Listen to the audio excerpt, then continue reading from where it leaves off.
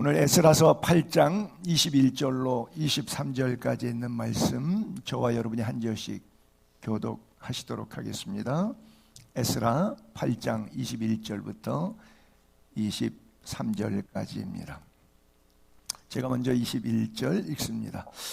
그때 내가 아하와 강가에서 금식을 선포하고 우리 하나님 앞에서 스스로 겸비하여 우리와 우리 어린아이와 모든 소유를 위하여 평탄한 길을 그에게 간구하였으니 이는 우리가 전에 왕에게 아뢰기를 우리 하나님의 손은 자기를 찾는 모든 자에게 선을 베푸시고 자기를 배반하는 모든 자에게는 권능과 진노를 내리신다 하였으므로 길에서 적군을 막고 우리를 도울 보병과 마병을 왕에게 구하기를 부끄러워하였습니다. 다 같이 읽습니다. 그러므로 우리가 이를 위하여 금식하며 우리 하나님께 간구하였더니 그의 응답하심을 입었느니라. 아멘. 지난 주간에 에스라의 결심, 열심히 성경 공부하고 지식 함양으로 끝나는 것이 아니라 거기 써 있는 말씀 그대로 내가 준행하겠다, 말씀대로 살겠다. 그리고 내가 공부하고 내가 그렇게 사는 것도 중요하지만 내 민족이 하나님의 진노로 어려움을 겪었기 때문에 나뿐 아니라 내 주변의 온 백성들이 함께 그렇게 살자고 독려하겠다. 그래서 부지런히 가르치겠다 결심했어요. 그런데 또 기도할 일이 생겼어요. 금식하며 부르짖을 일이 생겼어요. 그래서 에스라가 결단하고 그 결단이 마음먹었다고 다 됩니까? 작심삼일이잖아요. 이것을 이루어 주시기 위해서 하나님의 선한 손길의 도우심이 나의 삶을 붙잡아 주셔야 돼요. 그래서 나의 삶을 주 앞에 송두리째 내어놓는 게 바로 금식입니다. 금식이 뭐냐? 사람의 기본적인 욕구가 식욕이에요. 식욕 없으면 죽어요.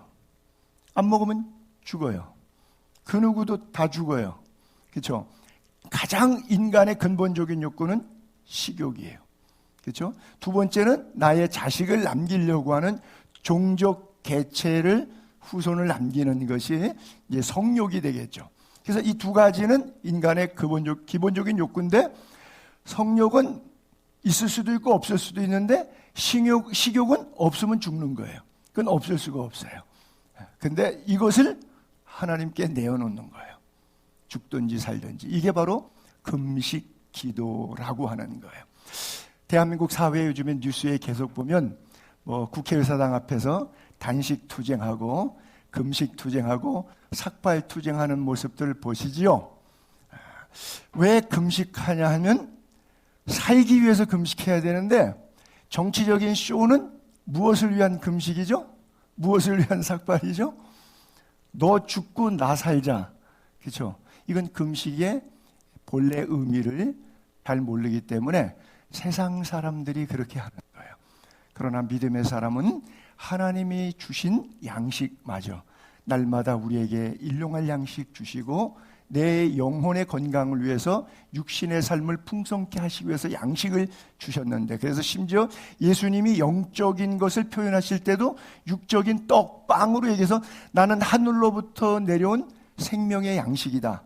살아있는 떡이다. 너희가 나를 먹지 않으면 하나님 나라 갈 수 없다. 이렇게 말씀하실 정도로 빵, 떡 먹는 것 중요하게 말씀하셨어요.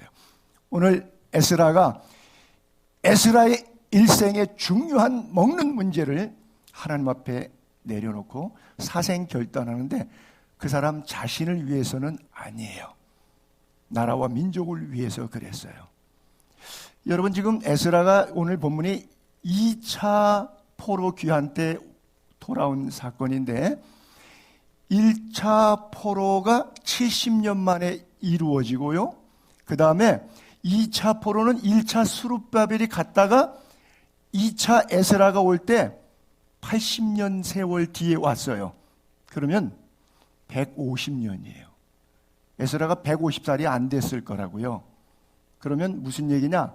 에스라는 어디서 태어났냐면 바벨론에서 태어난 사람이에요. 거기서 잘 먹고 잘 살아서 왕을 북대면에서 알현해가지고 왕이 자기가 원하는 건 왕이 다 들어줄 정도로 고위직에 앉아있는 사람이에요. 그 사람이 자기 망한 나라에 갈 필요 없어요. 좀 비유를 이렇게 해볼까요? 이해를 좀 쉽게 하기 위해서 일제시대 때 일본으로 포로로 붙잡혀 갔어요. 거기에서 고위직까지 올라갔어요. 이제 남한 땅에는, 여긴 다 남북한 땅에는 망해서 어려워요. 근데 그 고위직을 포기하고 귀국하기로 작정하면서 내 민족을 깨우려고 금식까지 했다. 이런 애국자가 있다. 대한민국은 없었습니다. 근데 이스라엘에는 있었어요. 그 사람이 바로 에스라예요. 에스라가 그렇게 금식을 했어요. 그런데 70년 만에 먼저 1차 하나님께서 회복을 주시는데, 우리 에스라서 시작할 때 1장 1절 3절에 그랬잖아요. 페르시아 왕 키루스라고 하는 사람의 원년에 예레미야가 70년 전에 예언했던 말씀이 이루어졌다. 그게 뭐냐? 이 페르시아 왕 고레스의 마음에 성령께서 감동을 주었어요. 그래서 온 나라에 공포했어요. 방을 내놨어요. 조서를 내렸어요. 그러니까 대통령 담화 발표. 하늘의 하나님 여호와께서 나에게 명령하사 유다 예루살렘의 성전을 건축하라 하셨나니 이스라엘의 하나님은 참 하나님이다. 그래서 너희 중에 포로들 붙잡혀온 사람들 중에서 하나님의 백성된 사람들이 다 everybody all together 100% 원하는 사람은 다 고향으로 돌아가라. 그래서 이스라엘 하나님 여호와의 성전을 건축하라 그랬어요. 그래서 스룹바벨이 1차 가서 성전을 건축했고요. 20년 걸려서 성전 완공해서 그 성전을 스룹바벨 성전이라고 그래요. 그리고 타락했어요. 80년의 세월이 지났어요. 부패했어요. 그래서 2차로 에스라가 금식하며 울며 가가지고 민족을 깨우면서 성경을 가리키고 자기도 말씀대로 살았다는 스토리가 바로 이 이야기인데, 70년 만에 돌이키는데 예레미야가 선지자가 아까 여기에 보게 되면 직전에 예레미야의 입을 통하여 하신 말씀을 이루게 하시려고, 즉 예언이 이루어졌는데 이것이 70년 만에 정확하게 이루어졌는데, 예레미야는 당시대 에스라, 느헤미야, 스룹바벨보다는 100년 이상 앞선 사람이에요. 그가 예언하기를, 그러니까 바벨론에 포로로 붙잡혀 가기 전에 우리나라 망한다. 그러나 70년 후에 다시 돌아오게 될 것이다. 이걸 예언한 사람이 예레미야예요. 그래서 예레미야서 29장 10절과 14절 보면 바벨론에서 70년이 차면 하나님이 하나님의 백성들을 돌봐서 돌아오게 하신다. 너희를 이곳으로 돌아오게 하리라. 귀환.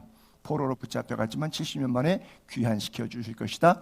100년 전에, 전쟁이 있기 전에, 망하기 전에 이미 예레미야가 예언했어요.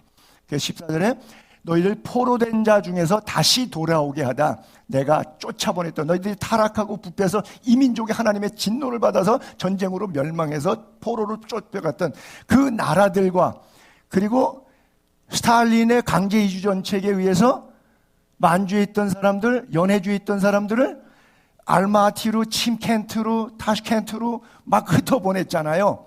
그런 것처럼 막 사방으로 다 흩어보냈어요. 왜? 노동력 착취하려고. 모든 곳에서 모아 사로잡혀 떠났던 그곳으로, 예루살렘으로 돌아오게 하리라. 이 예언이 그대로 성취가 정확하게 됩니다. 그래서 두 가지 면에 있어서 똑같이 이래도 70년이고 저래도 70년이 되는데 어떻게 해석을 해도 뭐냐면 제1차 포로가 606년에 바벨론 느부갓네살이 왔을 때 붙잡아가고 2차 포로, 3차 포로 계속 붙잡아 갔어요.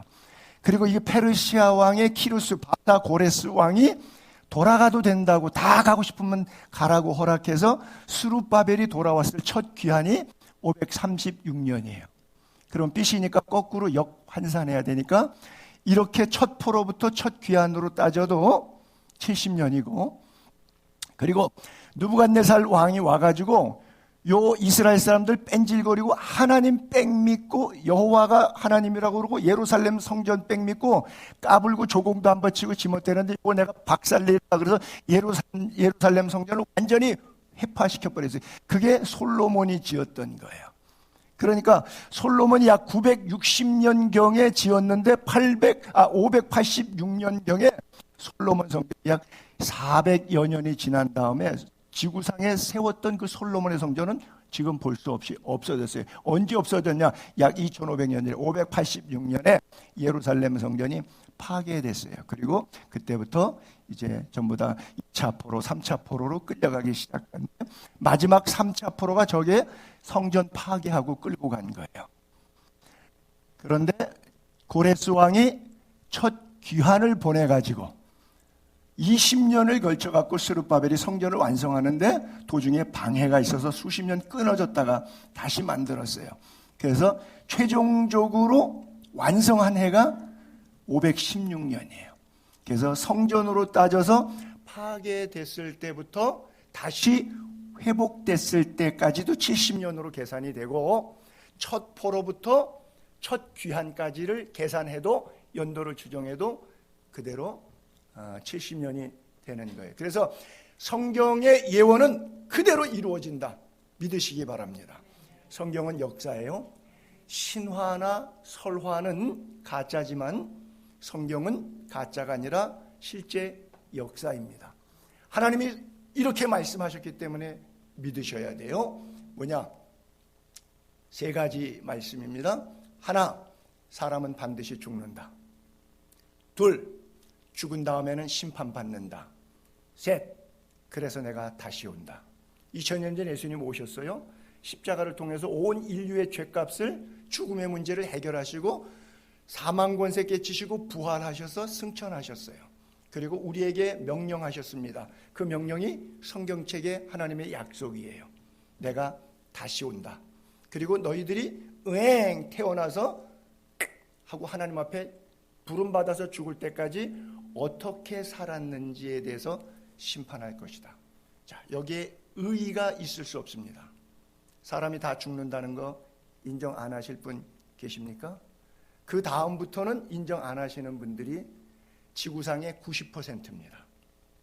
심판이 어디 있어? 천국과 지옥이 어디 있어? 1번은 믿는데 2번부터는 믿지 않아요. 그러면 당연히 3번도 주님의 재림도 믿지 않는 것이죠. 사람이 죽으면 끝이지 뭘 어떻게 부활하고 뭘 어떻게 하늘 승천했다가 어떻게 다시 또 하늘로부터 내려오신데 예수쟁이들 얼마나 손오공 같은 얘기를 하는지 구름 타고 가심을 본 그대로 오신데 손오공인가 예수님이 구름 타고 오게 이러면서 비아냥거리고 예수 안 믿는 사람들이 있어요. 그러나 성경은 분명히 이루어졌고요, 또 이루어집니다. 그래서 여러분들이 꼭 믿으시기를 바랍니다. 몸은 죽여도 영혼은 능히 죽이지 못하는 자를 두려워하지 말고 오직 몸과 영혼을 능히 지옥에 멸하실 수 있는 이를 두려워하라. 우리가 진짜 두려워해야 할 대상은 안 보이는 하나님이에요. 보이는 세상 권력, 물질, 상황에 대해서는 이거 어떡하지? 그리고 두려움을 많이 느껴요. 근데 진짜 두려움의 대상은, 경외의 대상은 전능하신 하나님이세요. 그래서 물질도 사람도 권력도 죽일 수 있는데, 그렇죠? 공산주의에서 탄압해서 민권을 뺏어갈 수 있어요. 우리의 생명을 뺏어갈 수도 있어요. 근데 뭔 못 뺏어가요? 영혼은 못 뺏어가요. 근데 하나님은 육도 멸하실 수 있고 영도 지옥에 보낼 수 있는 분이에요. 그래서 우리가 두려워해야 할 대상, 경외해야 될 대상은 바로 예수 그리스도 그분 한 분이라고 하는 거예요. 하나님의 약속, 성경의 말씀은 언제든지 예수입니다. 믿습니까? 예, 하나님의 말씀, 성경은 예수예요. 그대로 다 약속은 이루어집니다. 그래서 우리가 삶으로 아멘, 아멘은 믿습니다, 이런 뜻이고, 또는 동의합니다. 동의합니다. 또는 그렇게 되어지기를 원합니다. 그래서 우리가 기도할 때마다 아멘, 아멘 하는 것은 그 기도를 빌었던 내용대로 되어지기를 원하면서 주여 믿습니다, 그렇게 되게 해주세요 라고 하는 뜻으로 추임새를 넣듯이 아멘, 아멘, 아멘 하는 거예요. 그래서 하나님의 약속, 성경이 그대로 이루어지니까 그래서 가끔 성경 구절을 읽다가도 속으로 개인 큐티할 때 아멘, 아멘, 아멘이 막 속에서 터져 나오는 것은 바로 그런 이유가 있기 때문에 그래요. 주님이 우리를 살리시기 위해서 예레미야가 그렇게 표현했거든요. 여호와께서 말씀하시기를 우리를 위하여 바벨론에서 선지자를 일으키셨느니라. 그래서 바벨론의 포로로 붙잡혀갔지만 예수아라고 하는 제사장도 보내주고 총독 스룹바벨도 보내주시고 에스라도 보내주시고, 그렇죠? 그리고 느헤미야도 보내주시고 계속해서 선지자들을 보내주셨는데 그 선지자들을 그 당시의 사람들이 말을 들어야 되는데 그들의 말을 듣지 않았어요. 통탄할 노릇이죠. 500년의 세월이 지났습니다. 2500년 전 스토리 에스라 시대에서 예수님 시대로 건너옵시다. 500년 동안 500년 뒤에도 예수님이 이 앞에 기드론 골짜기가 있고 예루살렘 성이 보이는 언덕이 있고 맞은편에 올리브 마운틴 감람산이 있어요. 감람산에서 맞은편으로 이렇게 보면 밑에 계곡이 있으니까 맞은편에 예루살렘이 보여요. 거기 지금 성지순례 가면 예수님 눈물 교회라고 기념 예배당을 하나 지어놔서 기념 예배당 강대상 뒤로 유리창 바깥으로 예루살렘 황금돔이 이렇게 보이게 만들었는데 거기 강대상 아래 부분에 바로 이 성경 구절이 써 있어요. 예루살렘아 예루살렘아 선지자들을 그렇게 수백 년 동안 보내서 주의 종들이 하나님의 말씀을 선포했는데 뭐 그런 쓸데없는 소리 하냐고, 이 사기꾼 같은 놈들아 뭐 이래가지고서는 선지자들을 죽이고 나로부터 파송한, 즉 내가 하나님의 종으로 이 땅에 파송해서 백성들을 깨우쳤던 에스라와 같은 인물들이죠. 파송된 자들에게 오히려 돌을 던져. 이게 누구예요? 스데반이 돌에 맞아 죽지 않습니까? 루스드라 있을 때 사도 바울이 돌에 맞지 않습니까? 하나님의 사람들이 입을 열어 복음을 증거할 때마다 죽이고 돌 맞아요. 암탉이 자기 새끼를 날개 아래 모음처럼 내가 내 백성 나의 자녀들을 예수 그리스도 안으로 품 안으로 하나님의 품 안으로 모으려고 수도 없이 구약 4000년 동안 했는데 트라이 했는데 너희가 원하자 내가 그냥 먹고 살만하니까 내 인생 내 거니까 내가 알아서 할 테니까 내 인생에 하나님 개입하지 마세요. 당신이 개입하면 내 인생 괜히 꼬이고 힘들어져. 나 싫어 당신. 그리고 마음의 문을 딱 닫고 하나님의 존재 자체를 부인하며 살았다는 거예요.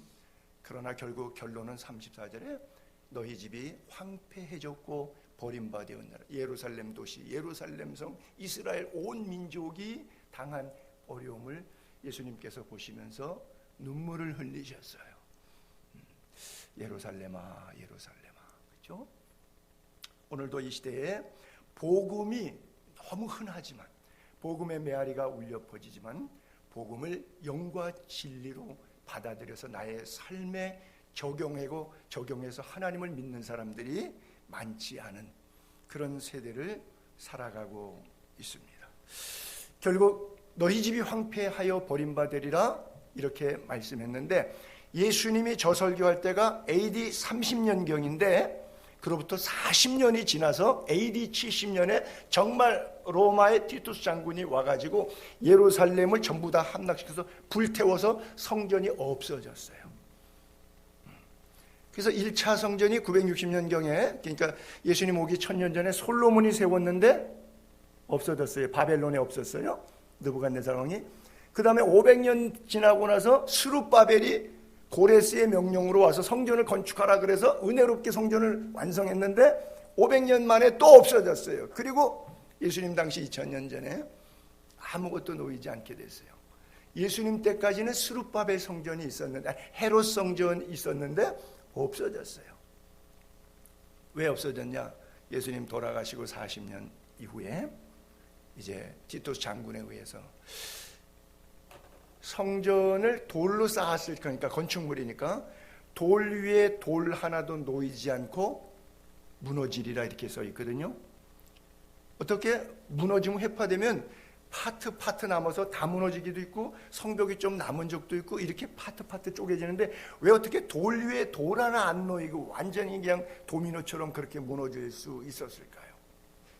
로마 사람들이, 이스라엘 사람들이 성전을 지을 때 돌과 돌 사이 벽돌 속에다가 금, 은, 보화를 몰래 중간중간에 하나님께 바친다고 그걸 넣었다는 소문이 있었어요. 그러니까 로마 군인들이 이걸 무너뜨리면서 다 까본 거예요. 함락시키면서 다 까서. 그래서 돌 위에 돌 하나도, 예수님이 예언하신 게 40년 뒤에 그대로. 그래서 AD 70년에 로마 제국이 쳐들어왔을 때 예루살렘 성이 함락된 다음에 지금까지 25년도 2025년 지금까지 이스라엘 예루살렘에 성전이 없습니다. 그래서 계속 뭐 나타냐오고 뭐 이스라엘사 역대 나오고 중동 전쟁하고 다 뭐죠? 제3성전을 짓자라고 하는 이야기를 하고 있는 거예요. 제3성전을 짓자. 근데 저는 개인적으로 제3성전은 사람의 손으로 더 이상 짓도록 허락되지 않을 것 같은 생각이 저는 개인적으로 들어요. 이제는 진짜 성전이 주님이 오시면 새하늘과 새 땅이 이루어지기 때문에, 그래서 요한계시록에 보니까 마지막 부분에 가면 내가 새하늘과 새 땅을 보니까 요한이 계시의 환상을 본 거예요. 처음 하늘 처음 땅이 없고 바다도 다시 있지 않은데 내가 봤더니 거룩한 성 새 예루살렘이 하나님께로부터 하늘에서 내려오니 마치 신부가 신랑을 위해서 예쁘게 하얀 드레스로 단정한 그런 느낌이 들 정도로 화려하고 샤방샤방 아름답게 하늘로부터 거룩한 성이 임하더라. 그래서 이스라엘 사람들이 그렇게 가자지구에도 뭐 내보내려고 트럼프도 가자지구를 뭐 다 내보내서 거기에 뭐 새로운 뭐 도시를 건설하겠다, 뭐 수도를 워낙 텔아비브인데 예루살렘이 수도가 맞다, 자꾸 이렇게 극우적 성향이 있거나 조금 보수적 성향이 기독교적인 냄새가 성경에 이렇게 좀 필이 꽂혀 있는 사람들이 자꾸 정치, 경제, 오늘의 현상으로 사대주의적 해석으로 성경을 자꾸 풀려고 그래요. 시간 지나면 또 틀리고 시간 지나면, 이게 바로 극단적 종말론자들이 맨날 예수님 온다 뻥, 예수님 온다 뻥, 이게 지금 반복되고 있는 건데 지금도 또 마찬가지예요. 그래서 저는 그것은 믿지 않습니다. 개인적으로는. 그래서 앞으로 제3의 성전은 세우겠다고 16억의 아랍 사람들과 850만 명의 이스라엘 사람들이 끊임없이 전쟁할 거예요. 뭐 지금도 하마스 전쟁 아직 뭐 휴전 어쩌고 아직 전쟁 중인데, 아브라함 때부터 4,000년 전부터 지금까지 전쟁이 끊어져 본 적은 없어요. 잠시 휴전처럼 소강 상태에 있었는데 그저 몇십 년 되면 또 터지고, 몇십 년에 또 베이루트 터지고, 뭐 레바논 터지고, 시리아 터지고, 예루살렘 터지고, 가자지구 터지고. 그 사람들은 그럴 수밖에 없어요, 성경 역사 속에. 그래서 자기들은 꼭 이렇게 해서 다 없애버리고 제3성전을 화려하게 짓는 것이 네타냐후와 극우 이스라엘 사람들의 소원이에요. 근데 제가 볼 때는 제가 하나님은 아닌데 그거는 아닌 것 같아요. 결국은 주님이 때가 찬 예정 경륜 성령 속에 이 땅에 오셔서 사람의 손으로 짓지 아니하고 다시 영원히 주권이 바뀌지 않은 하나님의 도성, 하나님의 성전, 거룩한 성, 새 예루살렘이 시작되지 않을까, 그런 생각. 자, 이 지금 에스라서의 배경에 100년 정도 앞선 시대의 사람이, 예수님보다 600년 전 시대 사람이 구약의 다니엘이라고 하는 예언자예요.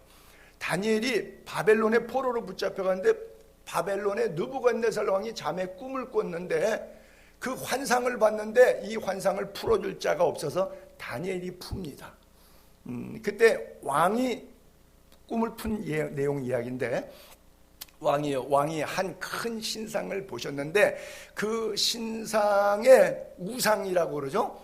머리는 금으로 만들었고 가슴하고 두 팔은 은으로 되어 있고 배하고 넓적다리까지는 노스로 되어 있고 종아리부터는 철로 되어 있고 맨 밑에 발이 있는데 10개의 발가락이 붙어있는 발은 얼마는 부분적으로는 철, 부분적으로는 진흙으로 섞여져 있다 그래요. 그 역대 흐름을 이렇게 표현해요. 왕이 근데 봤는데 손대지 아니한 돌, 살아있는 돌, 리빙스톤 같은 예수 그리스도를 상징하는데, 마지막 주님이 다시 오심 재림을 상징하는 건데, 손대지 아니한 돌이 나와서 신상의 제일 마지막 시대의 나라, 철과 진흙이 있는 그 파트를, 그 부분에 발에 돌이 탁 떨어져요. 그랬더니 철과 진흙만 깨지는 게 아니라 그 위에 있었던 놋, 은, 금 다 부서져요. 그래서 마치 여름 타작마당에 겨가 휙 바람에 불려간 것처럼 역사가 순식간에 사라지는 거예요. 그리고 우상을 쳤던 돌, 이건 예수 그리스도를 상징하는데, 예수 그리스도의 이 땅에 오심, 그래서 천년 왕국과 새하늘과 새 땅으로 연결, 태산을 이루어 온 세계가 가득하게 되었더라. 그래서 하나님의 심판을, 예수님 오기 600년 전, 지금 본문 에스라서의 100년 전에 이 예언이 이미 있었어요. 그래서 이 여러 왕들의 시대, 바벨론 왕, 메대와 바사 왕, 바라스 왕, 아닥사스다, 고레스, 다리오 많이 있잖아요. 하늘의 하나님이 한 나라를 세우신 하나님의 나라, 천국입니다. 이것이 영원히 망하지도 않고 국권이 다른 백성에게 돌아가지도 않고 모든 나라를 쳐서 멸망시키고 영원히 설 것이다. 역사는 흥망성쇠해서 망하고 주권이 바뀌는데, 하나님의 나라가 임할 때 종말로는 영원히 다시 바뀌지 않는 나라. 그래서 손대지 아니한 돌, 살아있는 리빙스톤, 예수 그리스도라고 했어요. 산에서 나와서 쇠, 놋, 진흙, 은, 금 부서뜨린 것을 왕에게 보신 것은 크신 하나님이 역사의 수레바퀴를 어떻게 돌려가실 것인지, 지금 우리가 2025년도에 살고 있는데 지금부터 2600년 전에 지구의 역사가 어떻게 흘러가게 될 것인지 알게 한 거예요. 그래서 저 2600년 전에 예언이 나오고, 그로부터 100년 후부터 느부갓네살 왕 나오고, 고레스 왕 나오고, 지금 하나님이 보내신 선지자 스룹바벨, 에스라, 느헤미야 이런 사람들이 나오고, 그로부터 지금 우리는 약 마지막 느헤미야 이후에 2400년의 세월이 더 흘러서 오늘 이 시대를 살고 있는 건데, 성경의 약속은 반드시 응치된다, 이렇게 믿는 거예요. 그것을 지금 읽었던 그 구절을 그림으로 이렇게 하면, 왕이 한 우상, 금신상을 보았는데 머리가 금이다, 가슴과 팔은 은이다, 배와 넓적다리는 동이다, 그 다음에 종아리는 철이다, 그리고 발은 얼마는 진흙이고 얼마는, 이게 시대마다 어느 시대의 왕이었는지, 그래서 여러 나라의 주권들이, 이건 세계사에 있는 거예요. 성경에 있는 게 아니고. 초등학교 다닐 때 공부 잘 안 하셨구나. 이거는 성경 얘기를 제가 하고 있는 게 아니라 학교에서 중고등학교 시간에 세계사 시간에 배우는 이야기입니다. 그런데 그 세계사에 이미 2500년 얘기했지만 2600년 전에 세계사가 시작되기 전에 하나님께서 하나님의 종 예레미야나 다니엘이나 이런 에스겔이나 이런 선지자를 통해서 하나님의 역사를 얘기하신 거예요.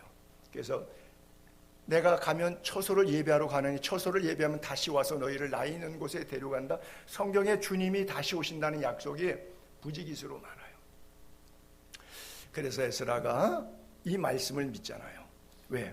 성경을, 율법을 굉장히 공부하고 율법에는 제1인자잖아요. 성경이 아주 그냥 성경의 역사를 시대적으로 왕들과 연대기와 스토리를 꿰고 있는 사람이잖아요. 모세 오경의 율법을 꿰고 있어서 어떻게 하는 것이 하나님의 뜻인지 율법적으로 백성의 옳고 그름을 지적해 줄 수 있는 사람이잖아요. 이 사람이 가슴이 답답해서 내 민족이 회개해야 되겠는데, 손영삼 목사가 우리 예수회개 성도들이 정말 회개하고 예수 바로 믿고 잘 살아야 되는데, 적당히 이 땅에서 잘 먹고 잘 살다가 돈 잘 벌어서 그저 하나님이 있는 둥 없는 둥 대충 살다가 지옥으로 팍 가서 고생하는 것보다, 여러분 다 예수 믿고 몸에 병들어도 사업이 어려워도 상황이 힘들어도 그 상황과 환경 때문에 예수 믿는 것이 아니라 상황과 환경을 뛰어넘는 믿음으로 말씀을 붙잡고 다 죽었을 때 천국 가게 해야 되는데, 이 에스라의 마음이 그런 거예요. 무너진 자기 민족의 모습을 보면서, 영적으로 무너진 신앙 형태를 보면서 이것을 세우고 싶었던 거예요. 그래서 그때 아하와 강가에서 금식을 선포하고 우리 하나님 앞에서 스스로 겸비하면서 우리와 우리의 다음 세대, 그다음 다음 세대가 살아갈 그 소유 경제 활동들을 위해서 하나님 금식하면서 기도하는 거예요. 평탄한 길을 주옵소서. 나도 여러분께 기도합니다. 여러분 금년 한 해뿐 아니라 하나님 나라 갈 때까지 여러분들에게 하나님이 평탄한 길을 주시기를 기도합니다. 이는 우리가 전에 왕에게 아뢰기를 우리 하나님의 손이 자기를 찾는 모든 자에게 선을 베푸시고 자기를 배반하는 모든 자에게는 진노를 내리신다. 그래서 길에서 적군을 막고 우리를 도울 마병, 보병 왕에게 구할까 하다가 자기가 한 말이 있으니까 이거를 구하지 않고, 왜? 그런 말하면 부끄러우니까. 그러므로 왕의 도움을 의지하지 않고 하나님의 도우심을 의지하기 위해서 사생결단 곡기 끊고 금식하면서 우리 하나님께 기도하였더니 하나님께서 허락해 주셨다 써 있어요. 여러분들이 결단하고 믿음으로 나아가 부르짖을 때 하나님께서 여러분들의 생애 가운데 분명히 평탄한 길을 주실 줄로 믿습니다. 그래요. 사실 에스라는 그 땅에서 태어나서 얼마나 멋지게 잘 살았는지 그 나라 왕이 인정했던 사람이에요. 이 에스라가 바벨론에서 올라왔는데 바벨론에 살 때의 모습은 밑에 빨간 줄에 보니까 하나님과 함께 하심을 왕이 보고 이 에스라에게 왕이 뭘 달라 그러면, 왕에게 에스라가 뭘 달라고 부탁하면 허락 안 받은 게 없어요. 여러분 이 정도 권세 있으면 뭐하러 귀국해요? 뭐하러 귀국해? 그렇죠? 그리고 귀국해봐야 자기 좋아해. 계속 반대하는 것 때문에 저게 망했으니까 여기 귀국했나 보다, 가갖고 이민생활에 쫄딱 망했으니까 돌아왔나 보다 고 야지나 하지, 조롱이나 하지. 네가 믿는 하나님이 결국 너에게 준 복이 그거밖에 안 되냐? 이런 소리나 세상적 가치관으로 사람 잣대질하고 조롱밖에 안 할 텐데 그럼 뭐하러 가면, 그 백성을 살리겠다고 뭐하러 그렇게 금식 기도까지 하면서 부르짖는지. 그죠? 왕에게 구하는 것을 다 받는 사람. 여러분 에스라가 2차 때하고 3차 때 갔던 느헤미야는, 느헤미야서에 보게 되면 하나님의 선한 손이 도와주는데 왕에게 조소를 부탁해서 허락받는데 뭐냐면, 자기가 3차 포로 귀환할 때, 여러분 바벨론에서 예루살렘까지 1500km입니다. 그리고 에스라가 넉 달을 걸려서 갔다고 했거든요. 1500km를 자전거도 없는 시대니까 걸어서 가는데 산도적이 있을까요? 없을까요? 있지요. 살인 강도를 당할 수 있죠. 물건 다 뺏기시죠. 그리고 왕궁에서 금은 보화 다 줬다 그랬잖아요. 예루살렘 성전에 갖다 주어라. 그래서 왕이 조서를 내려서 줬잖아요. 그러면 요즘 말로 하면 수십억의 금은 보화를 가지고 예루살렘 성전 세우는 비용과 예루살렘 성에 하나님께 바칠 예물들을 가지고 가는데, 그러면 옛날에는 도둑, 산도족들이 그 소문 알까요? 모를까요? 아무도 몰랐을까요? 알죠. 그러면 넉 달 동안 1500km를 걸어가는데 수십억의 금은부치를 가져가는데 별일 없이 갈 수 있다. 이건 불가능한 얘기예요. 그런 건 있지도 않은 얘기입니다. 그러니까 느헤미야는 군대 장관도 주세요. 보내주세요. 마병도 보내주세요. 나와 함께 가게 해주세요. 그래갖고 다 해줘요. 어떻게 보면 에스라는 하나님 금식하면서 하나님의 전능하신 도우심으로 도적들을 만나도 도적의 마음을 선한 마음으로 바꿔주셔서, 아, 저 금은보화는 내가 탈취하면 안 되겠다. 왜? 하나님의 성전에 갔다가 바칠 성물이고 예물인데 내가 손대다가는 하나님한테 진노로 당해서 죽지. 뭐 이런 마음 주어서 아무 무탈하게 갖다가 주도록. 저는 그냥 그렇게 해석하고 싶어요.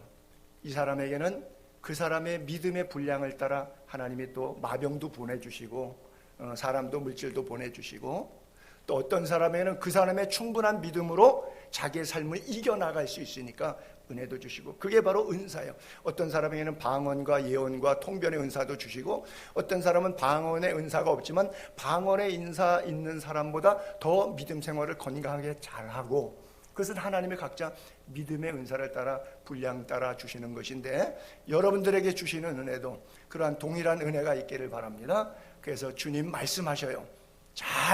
우리가 너무나 잘 아는 구절이지만 잘 기억하세요. 주님이 우리에게 오늘 이 시간 말씀하세요. 그래, 아무개야, 너 수고 많이 했다. 네 짐이 무겁지. 내게 오라. 내가 이 문제를 해결해 줄게. 그렇죠? 주님이 말씀하세요. 나의 평안을 너희에게 준다. 내가 너희에게 주는 평안은 세상적인 평안하고는 달라. 너희는 마음에 근심하지 마. 두려워하지도 마. 말씀하세요. 이사야를 통해서 오늘 우리에게 이렇게 말씀하세요. 너를 지으신 이가 누구냐? 너는 두려워하지 말라. 왜? 내가 너를 구원했다. 아무개야, 내가 너를 지명해서 불렀다. 너는 내 것이다. 네가 이 땅 살아가면서 물 가운데 지나도 내가 너와 함께. 그래서 강을 건널 때 물이 너를 침몰하지 못할 거야. 불 가운데를 지나가도 걱정하지 마. 타지 않을 거야. 불꽃이 너를 사르지 못해. 대저 나는 여호와 너의 하나님이야. 이스라엘의 거룩한 하나님이야. 너의 구원자야. 하나님이 말씀하시는 이 음성이 여러분들의 고막에 들리기를 바랍니다. 한 가지 회개의 기도가 필요해요. 여호와의 말씀이니라. 너희를 향한 나의 생각은 내가 하나니 평안이다. 결코 재앙이 아니다.